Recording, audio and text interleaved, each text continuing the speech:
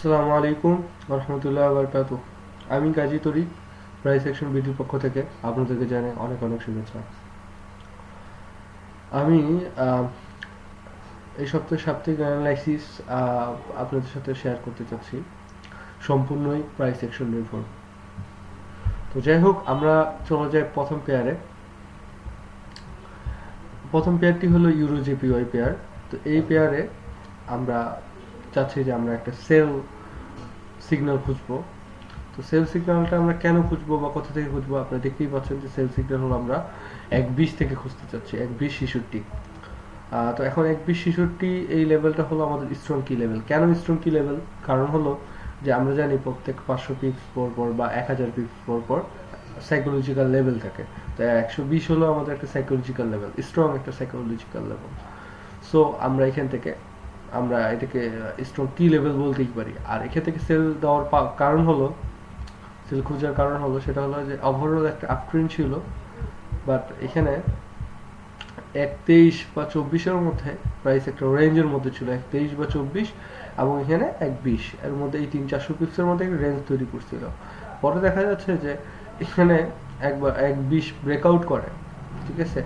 So আমরা জানি যে যেই কোনো সাপোর্ট লেভেল ব্রেক করলে সেটা পরবর্তীতে রেজিস্ট্যান্স লেভেল হিসেবে কাজ করে। এখন এখানে আমরা চাচ্ছি যে এই রেজিস্ট্যান্স লেভেল, স্ট্রং কি লেভেলে আমরা যদি কোনো প্রাইস অ্যাকশন সেল সিগন্যাল পাই, বিয়ারিশ সিগন্যাল পাই, তাহলে আমরা সেটাকে কাজে লাগাতে পারি বা সেটা থেকে আমরা সেল এন্ট্রি নিতে পারি।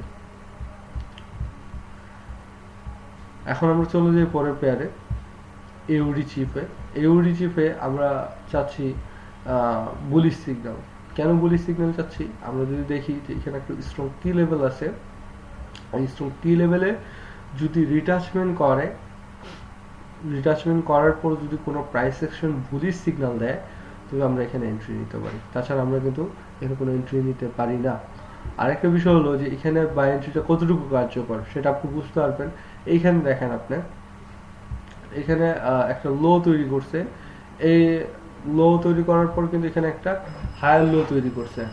এখানে একটা হায়ার লো তৈরি করার পর এখন দেখা যাচ্ছে যে পরবর্তীতে আমরা আরেকটা হায়ার লো তৈরি দেখতে পারি। সেই হায়ার লো থেকে আমরা কিন্তু এন্ট্রি নিতে পারি, সেই হায়ার লো থেকে কিন্তু আমরা এন্ট্রি নিতে পারি।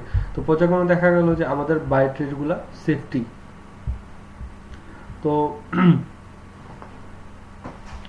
By ট্রেডগুলা safety. তো এই হলো আমাদের এউডি চিপ পেয়ারের বর্তমান প্রেক্ষাপট। এখন আমরা চলে যাই পরের পেয়ারে। পরের পেয়ারটি হলো আমরা ইউরো ওডি পেয়ার। তো এই ইউরো ওডি পেয়ার দেখা যাচ্ছে যে ওভারঅল একটা ডাউন ট্রেন্ড মুভমেন্ট। তো এই ডাউন ট্রেন্ড মুভমেন্টে আমরা দেখতে পাচ্ছি যে একটা মোটামুটি একটা স্ট্রং কি লেভেল, আমরা কিছুক্ষণ আগে যেটা বললাম, প্রত্যেক 1000 পিপ বা 500 পিপ অন্তর অন্তর সাইকোলজিক্যাল লেভেল। তো এই সাইকোলজিক্যাল লেভেল হলো এখানে 40। তো এটা ব্রেকআউট করছে। এখন আমরা চাচ্ছি যে এটা যেহেতু ব্রেকআউট করছে, এখানে আবার রিটাচমেন্ট করে কিনা। তো রিটাচমেন্ট করার সম্ভাবনা অনেক বেশি। যদি এখানে রিটাচমেন্ট করে এবং এখান থেকে যদি কোনো বেয়ারি সিগন্যাল দেয়, তাহলে আমরা অবশ্যই এখান থেকে সেল সিগন্যাল নিতে পারি এবং সেটাই সেফটি হবে। এখন চলে যাই আমরা পরের পেয়ারে, ইউডি জেপিওয়াই।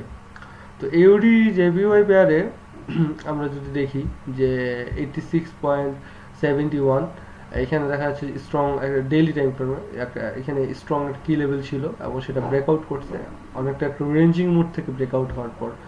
এখন সেখানে যদি আবার কিছুক্ষণ মানে কয়েকদিনের মধ্যে যদি রিটাচমেন্ট করে এবং ফ্রেশ কোনো বুলিশ সিগন্যাল দেয়, তবে আমরা এন্ট্রিটা নিতে পারি। কারণ ওভারঅল যদি দেখি আমরা আপ ট্রেন্ড এবং এখানে আছে আপনার ফ্ল্যাগ প্যাটার্ন হিসাবে কাজ করতেছে। সো এখানে জানি যে ফ্ল্যাগ প্যাটার্ন যেদিকে ব্রেকআউট করে সেদিকে যদি রিটাচমেন্ট হয়, সেটাই মানে সেদিকে মুভমেন্টে হয়, মানে এক কথায় কন্টিনিউশন হয়। আচ্ছা, তো আমরা চলে যাই পরের পেয়ারে, এনজিডি ইউএসডি। তো এনজিডি ইউএসডি পেয়ারে আমরা দেখতেছি যে ওভারঅল আপট্রেন্ড ব্রেকআউট হয়েছে। আপট্রেন্ড ব্রেকআউট হলো এখানে 1 to 3 প্যাটার্ন হিসেবে কাজ করতেছে। যেমন ধরেন যে এখানে এটা হায়ার হাই ছিল, পরবর্তীতে যে হাইটা সেটা হলো কিন্তু লোয়ার হাই, এটা কিন্তু আগের হাইকে ব্রেক করতে পারে নাই। সো আমরা বুঝতে পারতেছি যে বায়ারদের ইয়াটা কম, ঠিক আছে, কোয়ান্টিটিটা কমে গেছে, ঠিক আছে, লোড ভলিউমটা কমে গেছে, যার কারণে দেখা যাচ্ছে যে এখানে বুলিশ প্রেশারটা নাই। সো আমরা এখান থেকে সেল সিগন্যাল খুঁজতে পারি। লাইক এটা যেহেতু ব্রেকআউট হয়েছে 72 42। সো আমরা এখান থেকে স্ট্রং কি লেভেলটা ব্রেকআউট হয়েছে, এটাতে আমরা রিটাচমেন্ট আশা করি। তো এই রিটাচমেন্টে যদি আমরা কোনো প্রাইস অ্যাকশন সিগন্যাল পাই, সেক্ষেত্রে আমরা প্রাইস অ্যাকশন এই সিগন্যালের দ্বারা আমরা সেল নিতে পারি, যদি সেটা পাই। আর যদি না পাই তাহলে এখানে কোনো ট্রেড হবে না, বা নিলে সেটা রিস্কি হবে। সর্বশেষ আমাদের পেয়ার হলো এওডি এনজিডি। তো এওডি এনজিডি পেয়ারে আমরা দেখতেছি যে ডাবল বটম, এবং এখানে একটা নিক লাইন আছে। আমরা দেখতেছি যে নিক লাইনটাকে ব্রেকআউট করছে, অনেক স্ট্রংলি ব্রেকআউট করছে, তার মানে বোঝা যাচ্ছে যে বুলিশ প্রেশার আছে। তো এখন আমরা আশা করতেছি যে এই প্রাইসটা এই জায়গা থেকে সেই নিক লাইনে, মানে তার সাইকোলজিক্যাল লেভেল 500-তে সে ব্রেক করবে। যদি সেখানে ব্রেক করে তাহলে আমরা এখান থেকে বাই সিগন্যাল যদি পাই প্রাইস সেকশন অনুযায়ী, তাহলে আমরা এখান থেকে বাই সিগন্যাল নিতে পারি, এবং সেটাই হবে সেফটি। কারণ আমরা দেখি যে ডাবল বটম হয়েছে এবং পাশাপাশি এখানে আরেকটা কিন্তু হায়ার লো তৈরি হয়েছে।